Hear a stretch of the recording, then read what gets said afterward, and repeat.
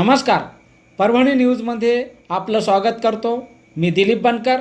पाहूया आजच्या ठळक घडामोडी. महानगरपालिकेचा 16 कोटी 9 लाखाचा शिल्की अर्थसंकल्प. लवकरच 70 प्रकारच्या ऑनलाईन सुविधा. भूमिगत गटार योजनेचे काम सुरू होणार. करवाढ नाही तर 16 कोटी 9 लाख शिल्कीचा अर्थसंकल्प. परभणी मनपाचा धडाकेबाज अर्थसंकल्प. परभणी शहर महानगरपालिकेच्या 2026-27 साठीचा तब्बल 16 कोटी 9 लाख रुपये शिल्कीचा अर्थसंकल्प सोमवारी दुपारी बिरुगनाथ सभागृहात पार पडलेल्या विशेष सर्वसाधारण सभेत सादर करण्यात आला. कोणतीही करवाढ न करता सादर करण्यात आलेल्या अर्थसंकल्पामुळे शहराच्या विकासाला गती मिळणार असल्याचा दावा महापौर सय्यद इक्बाल यांनी केला. यावेळी केंद्र शासनाच्या सहाय्यातून 40 वातानुकूलित ई बस लवकरच परभणीकरांच्या सेवेत दाखल होणार असल्याची महत्त्वाची घोषणा करण्यात आली. या सभेच्या अध्यक्षस्थानी महापौर सय्यद इक्बाल सय्यद खाजा होते. उपमहापौर गणेश देशमुख, आयुक्त नितीन नार्वेकर, नगर सचिव विकास रत्न पारखे, प्रभारी मुख्य लेखाधिकारी अमोल सोळंके यांच्यासह सर्व नगरसेवक अधिकारी उपस्थित होते. महाराष्ट्र महानगरपालिका अधिनियम 1949 मधील कलम 95 व 35/, व सन 2026-27 चे मूळ अंदाजपत्रक सभेसमोर ठेवण्यात आले. स्थायी समिती अस्तित्वात नसल्याने थेट सर्वसाधारण सभेत अर्थसंकल्प मान्यता देण्यात आली. आयुक्त नितीन नार्वेकर यांनी सविस्तर माहिती देताना सांगितले, या अर्थसंकल्पात मालमत्ता कर, स्वच्छता कर किंवा इतर कोणतीही करवाढ केलेली नाही. उलट अनधिकृत बांधकामावरील शास्ती करात सवलत देण्यात आली आहे. नागरिकांना दिल्या जाणाऱ्या महानगरपालिकेच्या 70 सेवा लवकरच ऑनलाईन करण्यात येणार आहेत. घरोघरी कचरा संकलनासाठी निविदा प्रक्रिया अंतिम टप्प्यात असून बायोमायनिंगद्वारे साठलेला कचरा शून्यावर आणण्याचे काम सुरू होणार आहे. शहरासाठी अत्यंत महत्त्वाच्या भूमिगत गटार योजना 21 कोटी 98 लाखाचे समांतर पाणी पुरवठा योजना तसेच अमृत 2.0 अंतर्गत वाढीव पाणी पुरवठा व मलनिसारण प्रकल्पांना अर्थसंकल्पात भक्कम तरतूद करण्यात आली आहे. यामुळे भविष्यातील पाण्याची गरज लक्षात घेऊन नियोजनबद्ध पुरवठा होणार आहे.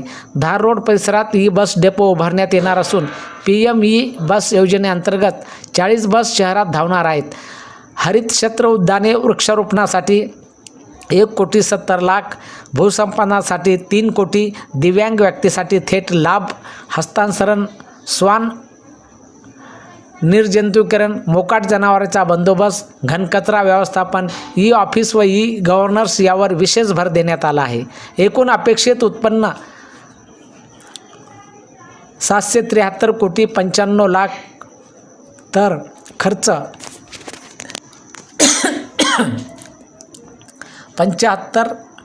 757 कोटी 86 लाख असून 16 कोटी 9 लाखाचा शिल्लक अपेक्षित आहे. दरम्यान सभेत विरोधकांनी आक्रमक भूमिका घेतली. राष्ट्रवादी गटनेते विजय जामकर यांनी सदस्यांना विश्वास न घेता बजेट सादर केल्याची नाराजी व्यक्त केली. पाणी पुरवठा, रोहित्र दुरुस्ती, नटराज रंगमंदिर दुरुस्ती, उद्याने भाडेतत्त्वावर देऊ नयेत, नाल्यावर ढापे टाकण्यासाठी तरतूद अशा विविध मागण्या नगरसेवकांनी केल्या. तरीही उत्पन्न वाढ, लोकाभिमुख योजना, पर्यावरण संरक्षण व समतोल विकास याचा समन्वय साधणारा हा अर्थसंकल्प परभणीच्या भविष्यातील विकासाचा रोडमॅप ठरेल असा विश्वास महापौर व आयुक्तांनी व्यक्त केला. अर्थसंकल्प शहरासाठी मालमत्ता कर आपण कुठल्याही प्रकारचा आपण टॅक्स वाढविलेला नाही. सध्या जे परभणीवासियांना आपण यावर्षी बजेट सेशनमध्ये आपण टॅक्स वाढविलेला नाही.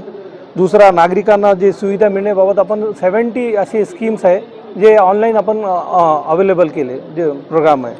त्यानंतर नवीन अर्थसंकल्प नागरिक घरोघरी कचरा जमा करण्यासाठी नियोजन केले जाईल. बायोमायनिंगद्वारे साठलेले जे कचरा शून्य करण्याचे ते आम्ही प्रयत्न करू. शासन मंजूर केलेले भूमिगत गटार योजना ते आता फ्लोटमध्ये ते टेंडर ऑनगोईंग मध्ये आहे आणि आम्हाला अपेक्षा आहे की लवकरात लवकर ते चालू होईल. आणि 5वा जे म्हणजे सट्टा जे आहे 21.98 कोटी रुपये समांतर पाणी पुरवठ्यासाठी आपण दिलेला आहे. शहरवासीकरता केंद्र सरकारच्या सहाय्यातून PM ई योजनेमधून आपण सिटी बस चालू केलेली करण्याचा प्रयत्न करत आहे, ते होणार आहे. आणि 8वा आणि शेवटचा जे गुंठेवारी नियमित करण्याकरिता आम्ही ते पण चालू करणार. अजून काय आपले बोलायचे तर बोला. आता जसे की आपल्या माननीय नगरसेवकांनी प्रश्न उपस्थित केले होते की जसं परभणीमधलं जे मुख्य नटराज रंगम मंदिर असेल हां. किंवा गार्डनच्या संदर्भात जसं साहेबांनी सांगितलं की तिथे येणाऱ्या नागरिकांसाठी चार्ज लावण्याची काही अशी तरतूद केली जाणार आहे. तर काय सांगणार आहे असं? आता ह्या विषय आम्ही पुढच्या जीबीमध्ये घेतला आहे.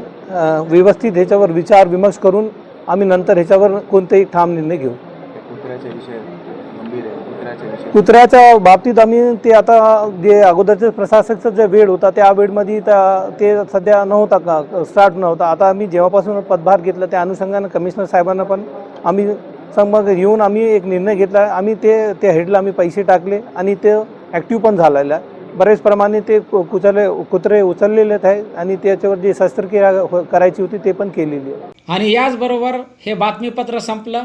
पुन्हा भेटूया पुढील बातमीपत्रात. शहरातील ताज्या घडामोडी जाणून घेण्यासाठी पाहत राहा परभणी न्यूज.